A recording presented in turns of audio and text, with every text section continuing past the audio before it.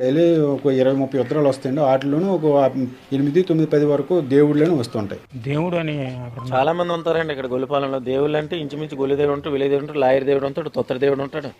అంటే అందరూ దేవుళ్ళే. ఒక 400 మంది ఉంటారండి దేవుళ్ళు. అబ్బో నిక్ నేమ్ తెలిస్తే కానీ తెలియలేము, లేకపోతే ఆధార్ కార్డు నెంబర్ బట్టి తెలియాలి మీకు.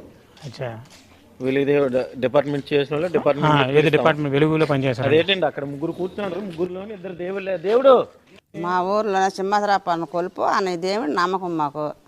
ఆ దేవుడి పేరు దేవుడమ్మ పేరు. మగోడైతే దేవుడు, ఆడదైతే దేవుడమ్మ. ఇప్పుడు మా మనవరాల పేరు దేవుడమ్మ పేరు పెట్టాము.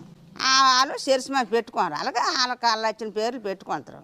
ముందు మటు దేవుడి పేరే.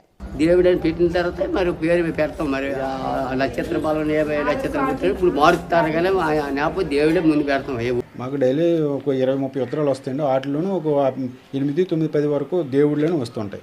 ఇవి ఒకరికి మేము గాబరాలో ఒక్కసారి ఇచ్చిస్తుంటాం. ఆ తర్వాత వాళ్ళు రాలేదని మమ్మల్ని ఎక్కువగా అడుగుతుంటారు.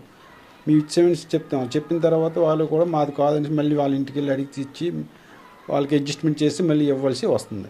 ఒకవేళ మేము ఇచ్చాం అనుకోండి, ఇచ్చిస్తే వాళ్ళకి అవసరం లేదు, మూలపడేస్తారు. మేము 4 రోజులు పోయిన తర్వాత మమ్మల్ని అడుగుతారు, బాబు నాకు ఇలాగ ఏటీఎం వచ్చింది ఎందుకు ఇవ్వలేదని. ఆ నెంబర్ తెస్తారు. ఇచ్చాం మనిషి అంటే ఎవరికి ఇచ్చా నీకు తెలియదేంటి, కళ్ళు కనిపించి అలాగే వీళ్ళకి ఇష్టం వచ్చినట్టు తిడుతున్నారు. ఆ ఇబ్బంది పడకన్నా తండ్రి పేరు లేదు, ఫోన్ నెంబర్ లేనందుకు శాండస్ని రిటర్న్ చేసేస్తాం. ప్రభుత్వ పథకాలు వచ్చేటప్పుడు మాత్రం కొంత కన్ఫ్యూజన్ ఉంటుంది సార్. ఎందుకంటే ఇప్పుడు ఏదైనా లిస్టు ఫైనలైజ్ చేయాలనుకునేటప్పుడు ఈ పెద్దలు వీళ్ళందరూ కూర్చొని కొంత లిస్ట్ అనేది ఫైనలైజ్ చేస్తారు. ఫైనలైజ్ చేసేటప్పుడు మళ్ళీ రిటర్న్ ఆ లిస్ట్ వచ్చేటప్పుడు కూడా ఎవరి పేరు ఏంటి అనేది కూడా కన్ఫ్యూజన్ ఉంటుంది. ఆ పేర్లు చదివేటప్పుడు ఇంకొక దేవుడు అనుకుంటాడు, అది నాదే అనుకుంటుంటాడు.